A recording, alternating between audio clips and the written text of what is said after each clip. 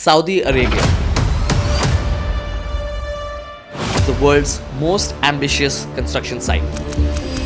What's unfolding here is something far bigger, a mindset shift. This is a country which is attempting to compress 50 years of development into 10, and against all expectations is actually doing it. From boardrooms where decisions take days instead of years, projects that change overnight. If a minister says go ahead, you will see cranes, already starting the ignition in 2 weeks. Consulting in Europe is still a lot through consensus, but here it's more through conviction. Driven by conviction, it's not driven so much by consensus. Whole story of Saudi Arabia has been linked to NEOM. What is NEOM? I think NEOM catches most headlines. I see we are still in the middle of a transformation. This youth, the generation we are working with now, they are very well educated. I've seen them making some AI models that will easily compete with the models of Silicon Valley.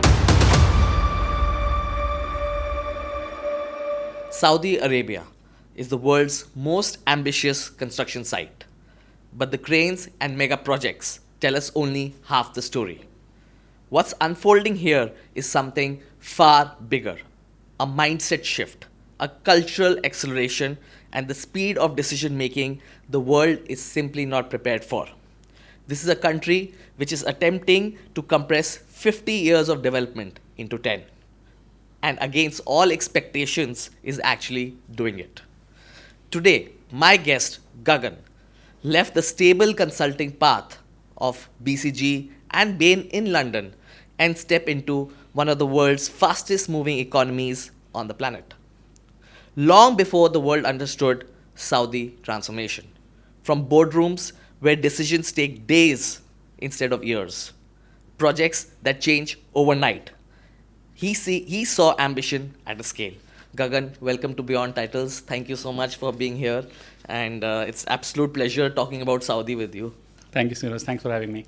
So, just let's go to the beginning ones. So what drove you from UK, stable job, developed economy, things are well settled in a Bain, McKinsey, the top consulting firms, into Saudi Arabia, which is obviously developing, but into a mid-tier consulting firm. So what drove you? I mean, how did it start? What was the thought process? Just to understand. Right. So look, I was, like you said, I was in a very stable job in the UK. I worked there for 9 years and I learned a lot. I have to admit, I learned about the governance, the structure they put into consulting, the ethics behind the processes, etc. So I learned a lot there. And I think you covered in your intro a little bit that how the growth in UK is happening versus the growth in the Saudi Arabia, right? Saudi Arabia is transforming the whole nation. The pace of transformation, the execution part is what really attracted me towards Middle East. So while I was enjoying my life there, I would not say I left a stable career there. I think I exchanged predictability in the UK to do something much bigger and do something which is more exciting. And also in terms of scale, speed, transformation, the things I do now in Saudi Arabia is something I could not imagine happening in UK because, like you said, it's developed. Whereas Saudi Arabia is still changing not just the infrastructure, but also the mindset. The overall economy is changing. There's more youth. There is more government buy-in. So I would say action is in Saudi Arabia right now. Saudi Arabia. Yeah. But any surprises, shocks, as I mean, what you thought versus what you got? I mean, when you've been doing. Yes, I mean initially when I moved here, I had to adapt a lot to the culture. I would say one big difference is the economy in Middle East is very relationship driven. I've sat into meetings where we spoke a lot about family, about general topics, and then come to the point. But I think it took me a while to understand that part of the meeting is the actual meeting itself. It's not that we are wasting time, we are investing time in it. So it's a very relationship-driven economy, which was initially a little bit of a surprise because in UK you always, and in general in Europe, you are always very agenda-driven. You focus on the points you have written and agreed on. Here, meetings of half an hour can last up to 2 hours, and that's a good thing. And that's actually a positive thing that you're spending more time talking to each other, getting to know each other, building that trust element. And consulting in Europe is still a lot through consensus, right? But here it's more through conviction. I mean, Right. so just tell us any story which, I mean, where you think it's really like that. That's true. Here you are not building PowerPoints to get a consensus from the board or get a consensus from a committee. Here you are actually building slides to take action on them and do execution sooner than you can imagine in Europe. If a minister says go ahead, you will see cranes already starting the ignition in 2 weeks. Oh, it's that fast? It works in days, right? Like, I mean, you don't need to go through 20 levels of bureaucracy to get the approvals to execute something. There is much more power, and I would say, if a senior individual, whether it's in the ministry or any part of government, approve something, you can execute it. It's not driven, like you say, driven by conviction. It's not driven so much by consensus. So if they are convinced in it, they will execute it. It believes in fail fast. If you want to do it, and just do the minimum viable product, or whatever they call, and then improvise on it if needed, rather than taking approval of 10 people, and then someone saying no, Exactly. and then you go into the whole bureaucratic chain. Correct. But does it have its own disadvantages, or you just see right now is like a? I mean, there are pros and cons of both the things, right? So, of course, you have advantages in the approach where you make it first time right, versus where you get the product out in the market, you do something, and then you improvise on it. There are advantages and disadvantages in both approaches. I like the execution approach more now, especially that I'm here. I think launching it and then improving on it is something that that is more, I would say, make it more real. Whereas with it's more strategy when you are thinking, you are taking approvals, you are going to different committees, versus where you are saying, okay, but how do we do it? What's the next step? And can we do it next week? Instead of saying, oh, it's a 9-month roadmap, and we think about it for 8 months, and then you do it. It's more execution. And we've seen that in European economies like Germany and all. And I was recently there, and they're talking about 10 years down the line. I mean, in this part of the world, they will not talk 10 years down the line. They'll do it like in the next month, like you said, in 2 weeks. And what I'm seeing in Germany, okay, after 10 years we'll build this bridge. And I was like, who thinks about after 10 years we'll start building? What is this? Right. In fact, I remember an example. I was working with a retail client, and when I moved here, I presented them a 6 months digital transformation roadmap. And they said, okay, let's do it. So I thought there'll be a kickoff meeting next week, and then we'll do some planning, and then there'll be like building of strategy. But in next 1 month, I think we already launched the pilot in 3 cities. So it is quite fast. It is fast if the stakeholder is convinced. And I think because funding is not an issue, and manpower is not an issue, even the digital transformation project I'm mentioning, we needed to onboard a technology vendor rather, and it was done in 1 week, right? So it is quick to get approval because it doesn't need too many heads to say yes. But does it take time for you to convince the stakeholders? So we talked about the execution part once they're convinced. Let's take a step back. Is it tough in this region to convince a stakeholder before you reach that stage? It depends. So I think one skill you really need to have in this region is being able to tell a narrative. So if you cannot explain your idea in, I would say, 1 slide, then you're missing something. Oh, you don't need to go through the long presentations to... Not anymore. I mean, you have to have the clarity of thought. You need to have a structure. You need to have the right narrative. And if you are able to convince them, I mean, it doesn't matter if you have 1 slide or 100 slides, but the point is that you have to be a good storyteller. If you are able to convince them with the narrative. And the other element is what we briefly touched upon is the relationship. So if they trust you, you will of course get the go ahead. But it's not that trust will last very long. Performance eventually is what will matter. 100%. So you might get that first project because of the trust. But then if you want to keep your seat at the table, what you need is to show performance and output. So actually I had a question later on, and just since we talked about Wasta is very big in this region, right? Is it still that big? As you know, we see a lot of global firms entering this region. which themselves they are not used to. I mean, like you said, they are more structured, they are more believe in, okay, let's come. So is Vasta still really big? See, I mean, when we say Vasta, I think even if you talk of any part of the world, even Europe, we call it networking or social network or your professional network. It does. I would not say it doesn't exist. Of course, it exists, right? So Vasta can get you that first meeting. Vasta can get you that initial conversation. Maybe not even project now because things are changing now, but definitely get you that first introduction meeting. But what matters after that is what you deliver, how you deliver, how quickly you can deliver, because pace, as I said, is quite important. And the quality of your output and the content you bring to the table. It's not that you can survive based on Vasta. It will open the door for you, but it will not keep the door open for you. Not keep the door open. Yeah. But still people, as you see companies and construction is going on, so construction companies from all over the world, as they come in, is there still a lot of misconceptions about Saudi Arabia they have in their mind and as they come? So, yes, I think the world still thinks of Saudi Arabia as a oil economy, which is probably a misconception some have. Some underestimate the power of trust and relationship building. So I still see some companies coming in.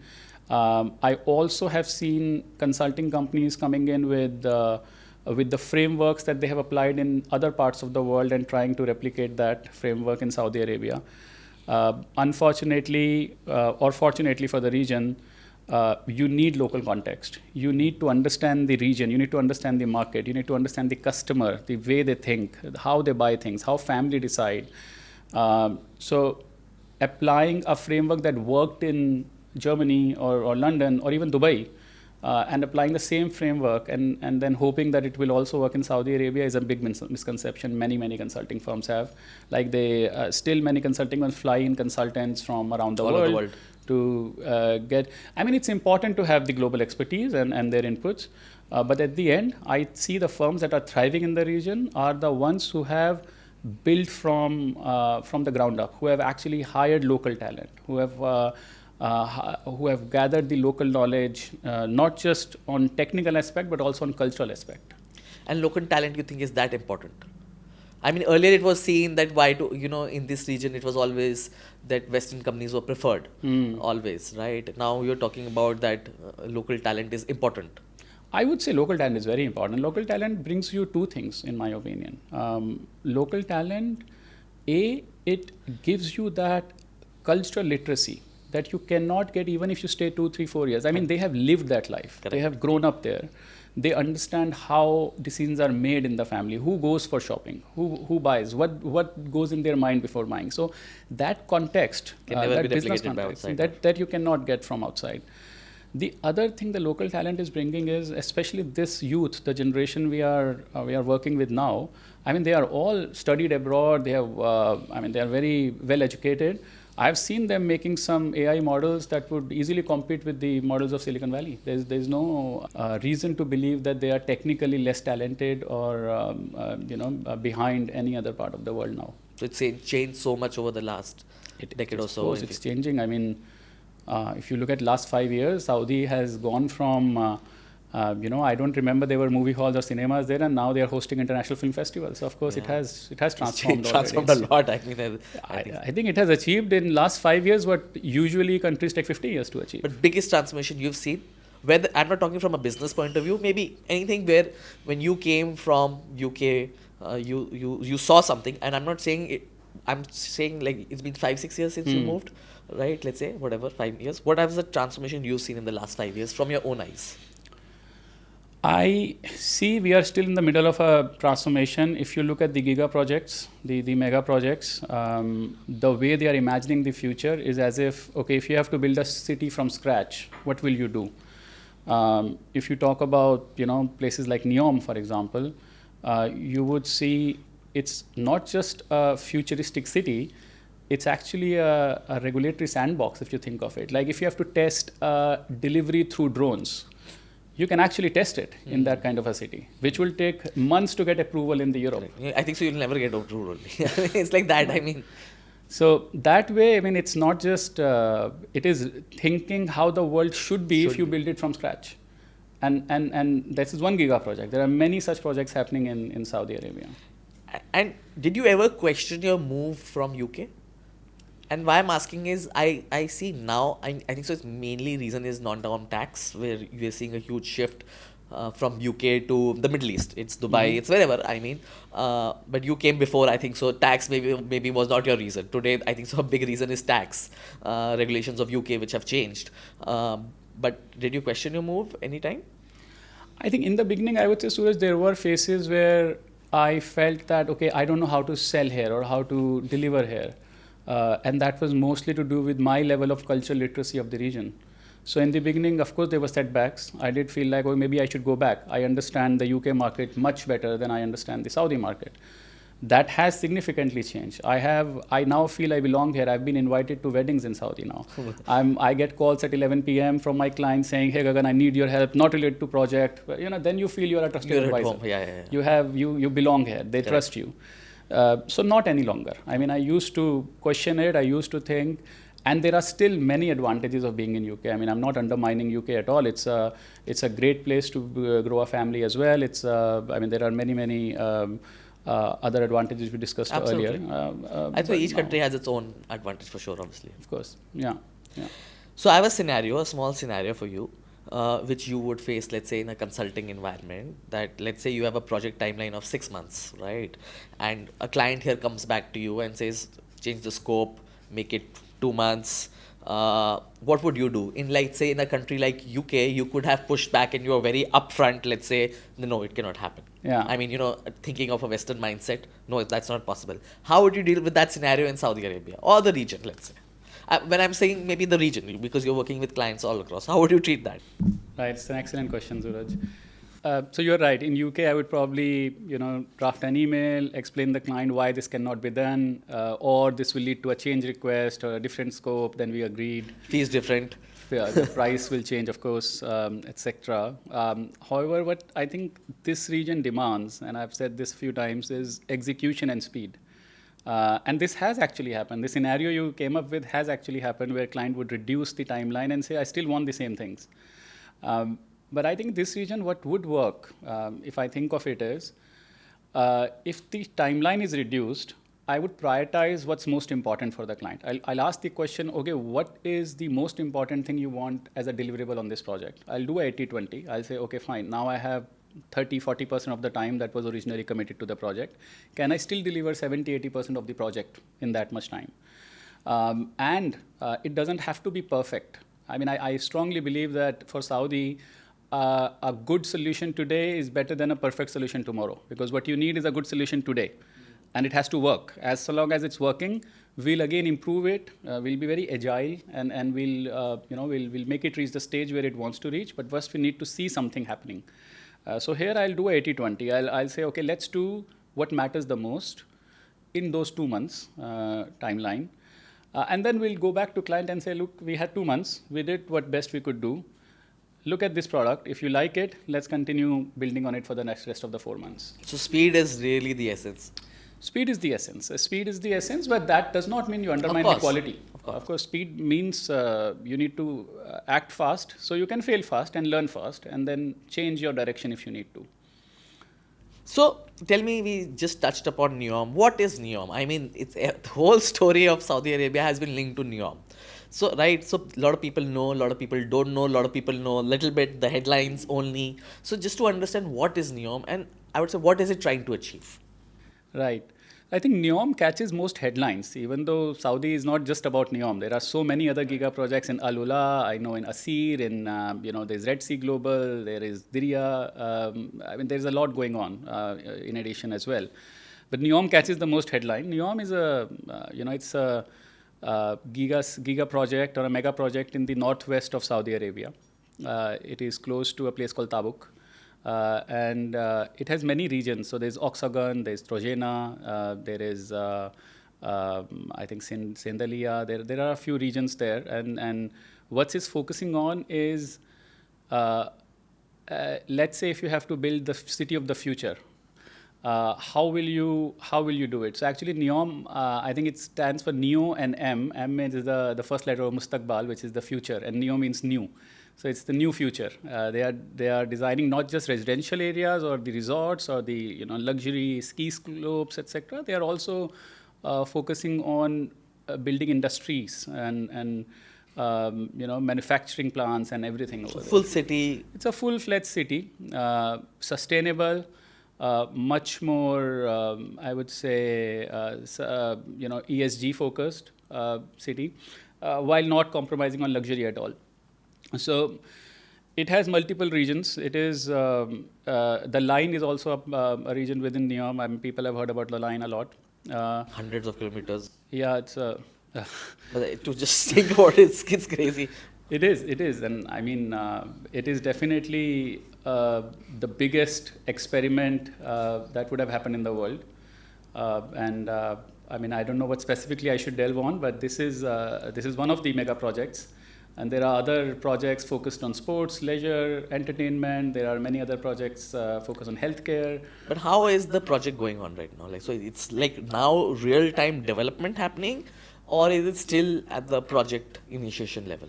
No, I think it has moved. It was launched in 2017, so it's been 8 years now. For the Vision 2030, it is definitely happening at a fast pace. Now the development phase is on. You can also see the updates when you go to the website. You'll see some of the updates. It is happening at a fast pace. And I think it will deliver the promise. And honestly, I tell to many people that even if 60-70% of what is promised happens, that will still be a big transformation that world has ever seen. So this we hear a lot about NEOM, right? What are other 2-3 projects which would be like you think really transformational? Not like NEOM maybe at that scale, but like big what Saudi is doing. Right. So yes, there are many others. There is I think Qiddiya is a entertainment park and sports park which the world will see in few years. It's one of the largest in the world. There is Red Sea Global. Again on the Red Sea, there is Alula, which is a great tourist destination. So there are many projects happening right now in Saudi. And do you see this development happening just as reputational building, or do you think there is going to be an ROI on this which the government is doing right now? I think it's both. There, of course, hosting events, having these giga-projects, increasing tourism, they all build reputation for sure. But there is business case behind it. There will be ROI. So the rationale is there. There is a business rationale, of course. I mean, the government will not spend billions of dollars to just build a reputation for them. It is helping them build a reputation, but at the end of it, there will be a positive ROI, and the investors will ask that question. See, because the image change is also a big thing which Saudi is going through, right?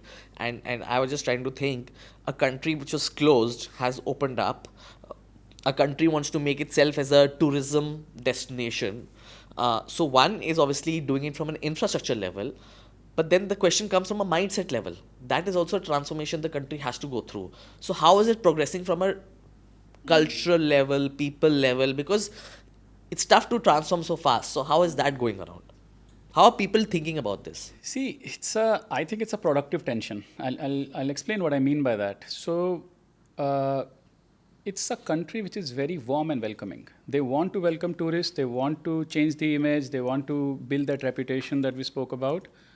However, they want to do it while preserving their cultural identity, right? So, cultural identity is quite important for Saudis, and there's nothing wrong with it. Of course. And it's a productive tension. It gives you ideas on, okay, how can we do this while not impacting anything from a cultural standpoint? So I would say it's happening fast, and the youth that we were speaking about earlier, they have seen the world, they have traveled the world, they know how it works, and they are much more open than, let's say, the previous generations were. And I think it will only go that way, right? It will only go that way. As the world becomes more, open around people traveling, people going for education to outside countries, their mindset will change, and obviously they'll get back that knowledge to the country, and so or on. I would say outside countries open their That's universities happening, inside. right? That's also happening. That I is mean, happening. you're seeing that transformation happening. In UAE you already see there is American University. There is now even in Saudi I saw London Business School has opened a campus. So that is happening now. So you will eventually, maybe in another 10 years, you will see multiple campuses coming around and. Yeah, absolutely. Not even 10 years. Oh, oh, sorry, 10 years doesn't work in Saudi. Sorry, of course. So, coming to global headlines, I was just seeing, we saw PwC went through a ban, McKinsey.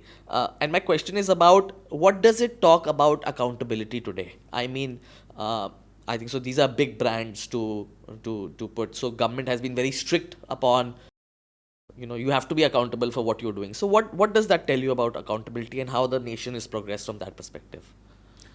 See, I think these things actually tell me that Saudi is becoming more and more mature. They welcome the global expertise from these global brands. They welcome the knowledge and the ideas they bring. However, they will not accept anything suboptimal. They will not if they are paying the highest buck, they want the return on it. They will not accept let's say a second tier team working on a project. They want the top class talent. They want accountability. They want a strong governance structure. And it's good. It's good because they are demanding what they're paying for. And then going back to my point about local firms, more boutique firms, they are, of course, are an advantage here because they bring that cultural knowledge, that local context, and that is very important for Saudi. So them holding accountable or consulting firms being held accountable is an important shift and only shows me maturity from the Saudi government. But tell me something, so I'm talking as an outsider, right? We read a lot, not just Saudi as a GCC region, very infatuated by brands, big players, right? Being favored, I would say, right? Now, how do you see that playing out? I mean, is it still there? And how have you seen, because you are in a mid to high tier consulting firm. So how do you see that with the infatuation which people have? It's a large, and I would not say only GCC, a lot of developing countries have that mindset that because they're a global brand, they will be good. I mean, it's just a mindset. But here, I think so, we have seen more than even other developing countries. So what's your view on that? My view is the region is moving more towards execution phase now, right? The strategy work was quite the bread and butter over the last few years. The region is asking for action and execution. And it's not that there's anything wrong with the big brands. They do execute now. I mean, I see more and more value share deals happening, even with the big brands. I see they are saying, okay, if this is the result, then we get this much commercials, right? So they are also moving towards value share deals, putting their fees at risk. I see that happening. And I see that will happen even more in the future. The region is becoming mature in terms of saying, okay, what is the output? These are nice slides, very colorful charts, but what is the output? And that's a shift that I see. What the advantage I see with smaller boutique firms is they are more agile. They don't have to go through many processes and approvals through global teams to do something.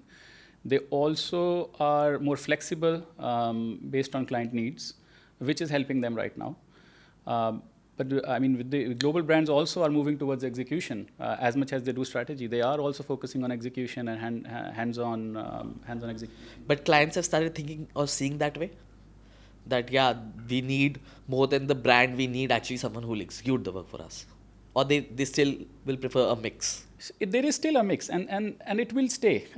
I think, the global brands are global brands because they definitely bring value in, in their global expertise, in their knowledge, in their thought leadership. They do bring that. So it will be a mix. What I'm saying is the ratio of the mix is moving more towards execution-focused consultants.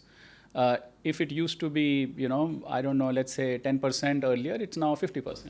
So it's a big move. That mix is changing. So we are seeing also now, as you move into the execution phase, right? All these larger companies from Europe, China, India, move into Saudi Arabia. What are the mistakes they make you see? They're going to execute construction projects. We've seen some large Indian corporates going into Saudi.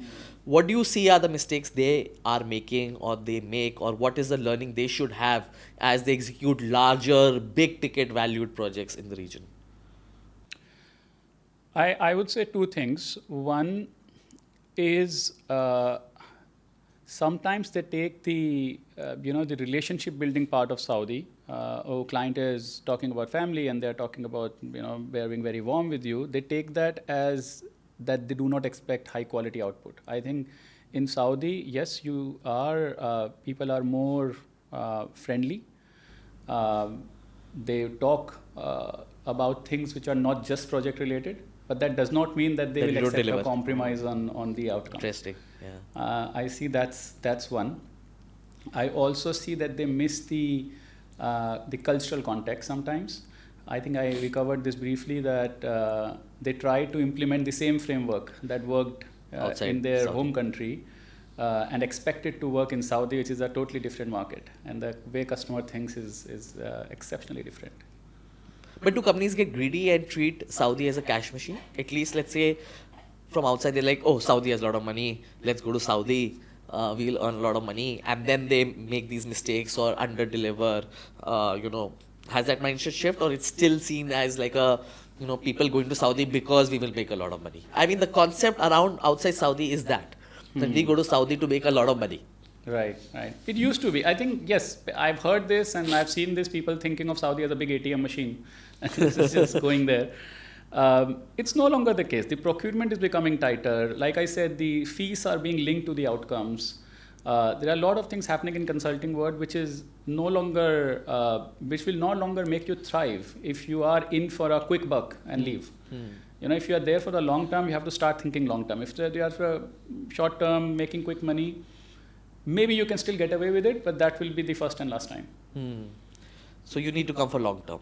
Yes, if you want to stay there and if you want to build the nation, I mean, the nation is rebuilding itself. So if you want to stay there, then you have to. So what thrives the most in Saudi? Let's say, what really thrives the most? And you've given a lot of examples. Let's say if I were to say one, what really thrives and what really fades away? One that really thrives is adapting to the culture, understanding the local context, focusing on execution, focusing on speed, understanding that culture eats strategy for breakfast. So that would thrive. One that would fade away is thinking that what works elsewhere will also work in Saudi, and trying to force fit the models there will definitely will not work. And so just to understand, obviously we spoke about large construction projects, we spoke about large, giga projects. How's the startup ecosystem? So, every country today, right, really focuses a lot on building the startup culture, right? And we've seen, I think so, since the last crisis in 2008-9, this whole startup culture really started building up and growing. How does Saudi treat us? Do they have an ecosystem around startups? We've spoken really big right now, but let's get to more ground reality. How is the startup culture out there? How is the startup ecosystem out there? What's the government's focus around building startups? Why would a startup want to come to, too many questions, but why would a startup want to come to Saudi and so on? Yeah, and this is also changing. I see a lot of startups coming up now. I think the buy now, pay later, which you have probably seen in many parts of the world now, two of the big companies were actually found in Saudi for BNPL.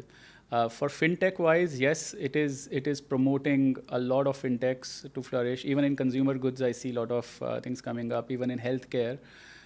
So government regulations are becoming more friendly to set up a company, register yourself.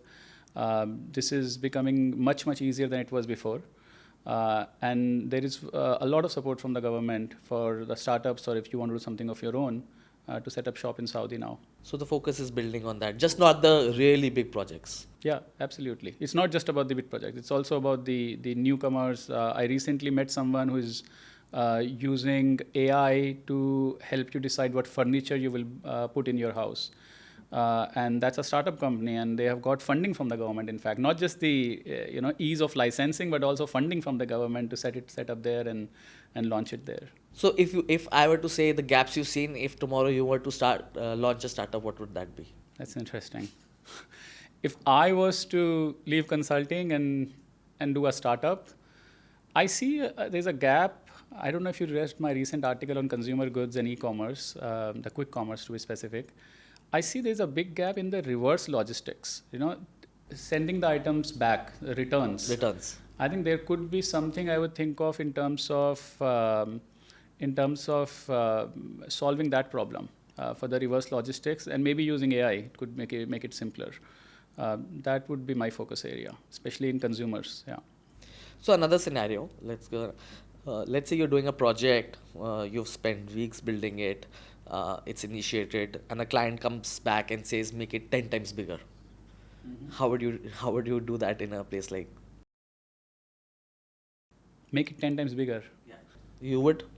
I mean, in terms of the timelines stay the same, the things stay the same, and the client, and have you ever experienced something that make it bigger, or it's too small? I think it's the other way to look at the same question you asked earlier, right? Like the timelines become short, the scope stays same. In this case, the timelines remain same, but the scope becomes bigger. So I would still do the 80-20. I'll still prioritize what's important out of those 10 times bigger deliverables now that they have asked for, and then prioritize the ones that are most important to them and deliver in the same, same time frame. But I mean, you also have to be realistic at some point. Yeah, I understand. Yeah.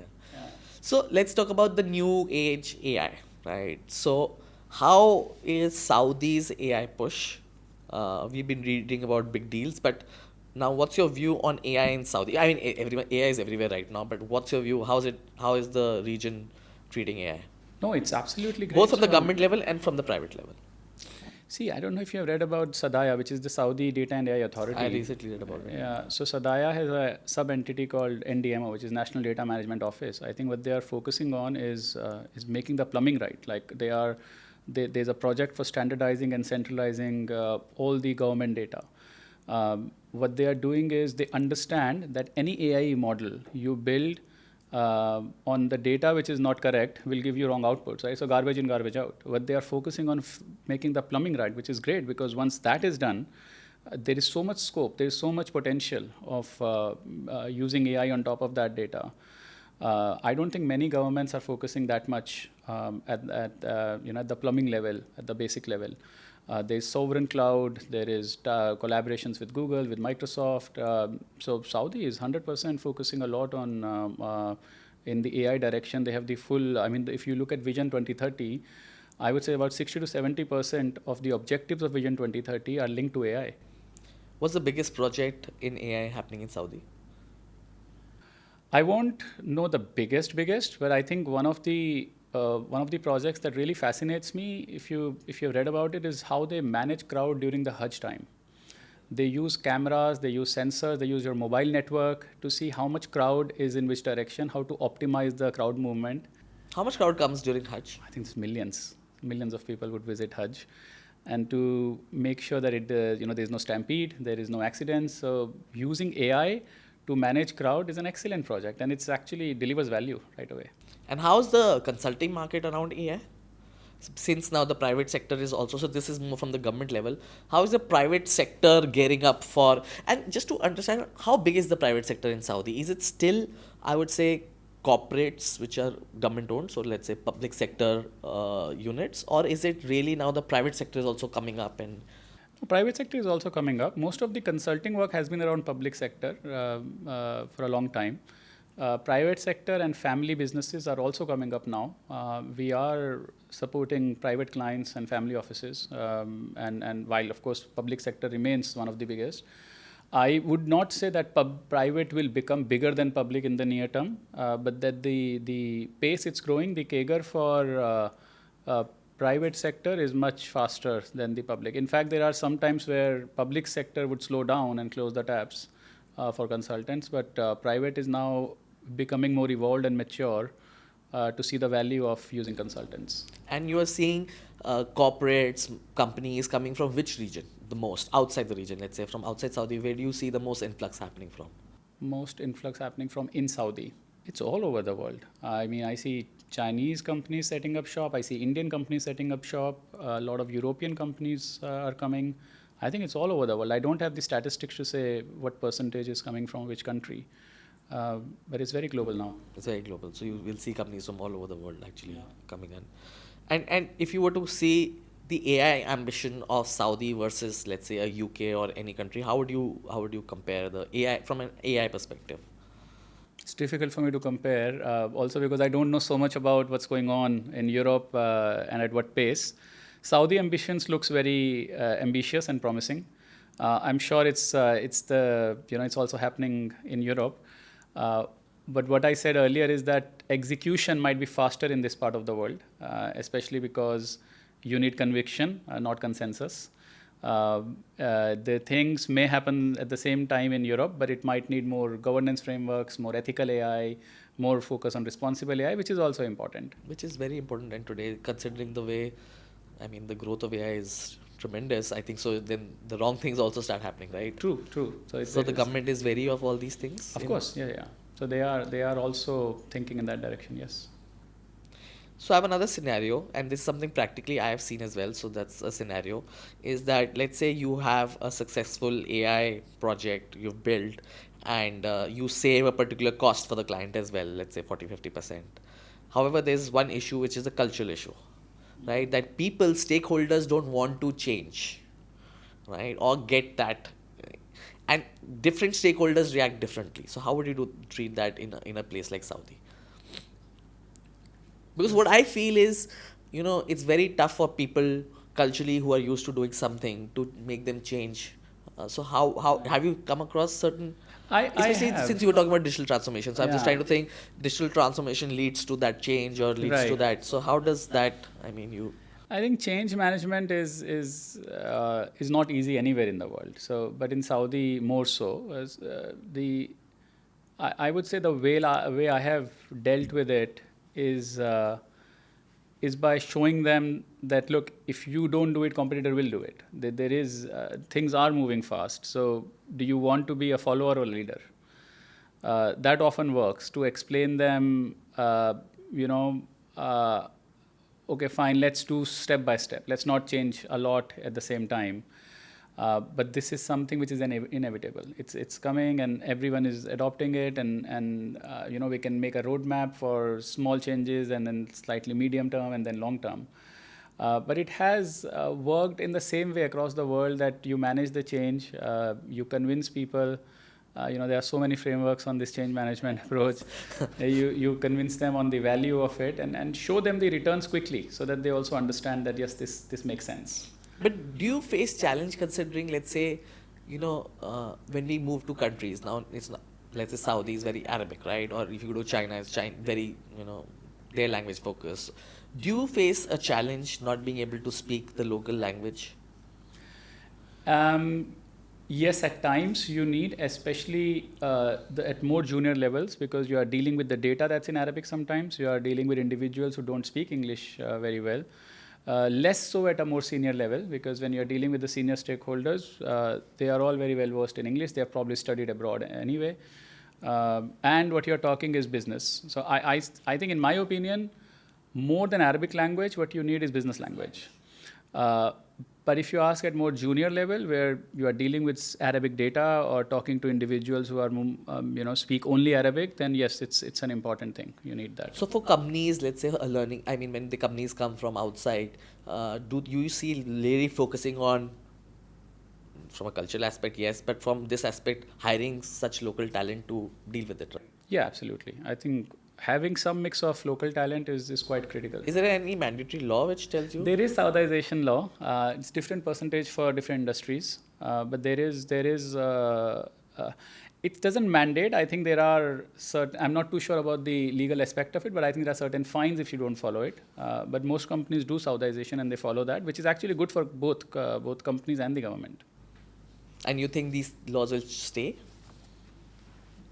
I'm just trying to understand, as the economy is mature, we've seen in other countries as well, they're trying to, because they want to invite more investments from outside. At the end of the day, eventually, as Saudi, the Vision 2030, they also want global investors, global money coming in.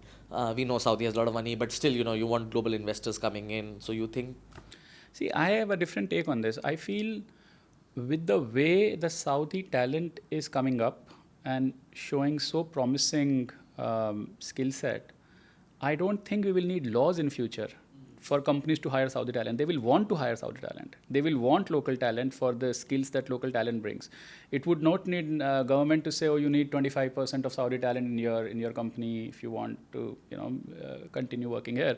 It will probably become so natural that law, whether it exists or not, it will hiring of local talent will become so mainstream for every company. And what are the common culture mistakes you see in the boardroom still being made by people working in Saudi? Apart from, the ones we I don't know spoke how to put it in a politically correct way, but people trying to rush through their slides and showing what they have done, the analysis they have done, and not spending enough time on building the relationship. I think that's sometimes the biggest mistake, that you want to convey your point because you have worked so hard on it, and you want to show that Excel and that calculation. I think that is one of the big mistakes many companies still do in the boardrooms. But, if I were to think that, building relationship, does that mean that you just focus around building relationship and work will follow, and let's not get too much into work? I mean, there's a very thin line how you move from building relationships to work. And especially companies from US, and, they're not used to that. So do they learn this, or how do you go about it? Is it just building relationships? Let's say focus only on building relationship, work we'll talk later.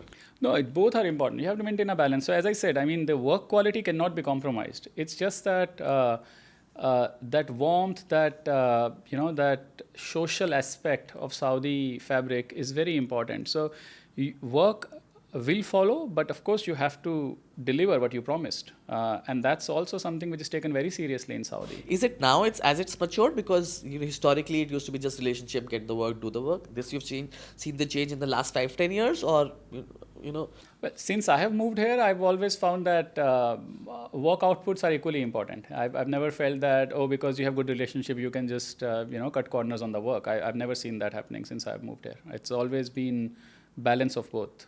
As I said, that relationship might get you the first project. And that may be true to all the countries, that's right? True to all the countries. It's not, like you said, networking is Wasta. So it could be true to all the countries, that at least if I know someone, he'll get me a meeting, he'll get me a small first engagement to start with, a small project to start with. But after that, then the work has to speak. Then that's where Saudi is heading as well. There's LinkedIn for a reason. We have network. We want to build network. So it's same. So I'm just trying to think how differently a person outside Saudi thinks. Still, I feel when I talk to people is, Saudi is a cash cow. We go to Saudi because the money which we'll make there is unlimited. We go to Saudi, once we know someone, everything will change. I'm just trying to think from a normal person when you talk around. Yeah. That's the mindset. So look, that is changing. I've even sometimes come across people who say, India is a country of snake charmers. But is it? Right? It's not. They say, you are from India, you would know how to do magic. No, I don't. So, but look where India is now. Yeah, correct. And I think same image about Saudi being the world of oil, or where you have ATM machines giving you free cash. It's not true. You still have to deliver. You still have to show that you bring content. It's not free money anymore. I don't know if it used to be, but definitely not now. No, I'm just saying what I used to hear. Right? I've never, to be honest, I really want to go to Saudi. I've never been to Saudi, so I'm just trying to, think and, talking to people, how they think, we have to enter Saudi. We have to go to Saudi. We have to find work in Saudi. That's the mindset. They definitely have to go to Saudi because it's where the action is happening. It's where the transformation is happening. That's where the biggest projects in the world are happening right now, and they have funds to execute those. So I agree, the Saudi needs good talent, and they need that skills that can help them transform their country. There is, of course, ingrown local talent, but the international talent and inputs from around the world are very welcome. But if someone is thinking that just going there and sitting there will give you free money, that's not the case. It's not free money. It's not that only relationship will give you money. It's not that you just need to know someone to get there. It is 100% about merit and what you can deliver. Few quick questions. Sure. One big transformation you see in the next 2 years? I see sports, leisure and entertainment industry transforming completely. Saudi is working on projects that will make most of the entertainment parks in the world look small. Oh, that big. One Saudi habit that you have adopted? Arabic coffee. I need it before every meeting now. One thing you think Saudi does a better job than UK? Execution and pace. Vice versa? The other way around? Governance and processes for UK. One really exciting thing about Saudi right now. One really exciting thing. Which excites you? The youth and the energy they bring. Your favorite place in Saudi? I like edge of the world in Riyadh. It's very relaxing. What is that? That's kind of, I mean, you can see just the deserts from there. It's at the edge. You should Google it, the image, and you will see. It's called there's Edge of the World. Edge of the world, Riyadh. It's there's no building, nothing blocking your view. It just refreshes you. There is Al Ula, which is a great tourist destination. There is Asir, which is mountains, amazing destination as well. There are many. What's your thought on NEOM? You think it'll be successful? I don't think it's a matter of if, it's a Oh, matter of okay. when. I mean, as I said, even if 70% of NEOM is successful, it will still be the biggest transformation the world has seen. So, one last question. What is the one belief you arrived in Saudi with, and which was you think was completely different, and you have changed your mind around it, and you have yourself unlearned it and relearned it? Like one thing which you really, really think, and it's helped you become a better leader. I'm thinking from like what really you came up with a one mindset. You come into the region, your mindset changes, you unlearn it, learn it for yourself, and you think it's made you a better person from. And I'm not talking from the business level. I'm just talking from a personal level. What one thing you think? I think Saudi And has then- humbled me a lot, right? I mean, you would think you know a lot and you know how to change, how to increase margins for a consumer goods firm, how to make small incremental changes in the projects you did. But when you see the scale of transformation happening in Saudi, it humbles you a lot. You understand that what's possible, how big a vision can be. And that makes you realize that, what you know is iota of what is possible. What is possible? Gagan, thank you so much for being here, and it was really interesting chatting with you. Thank you so much. Thanks, Suraj. Thanks for having me.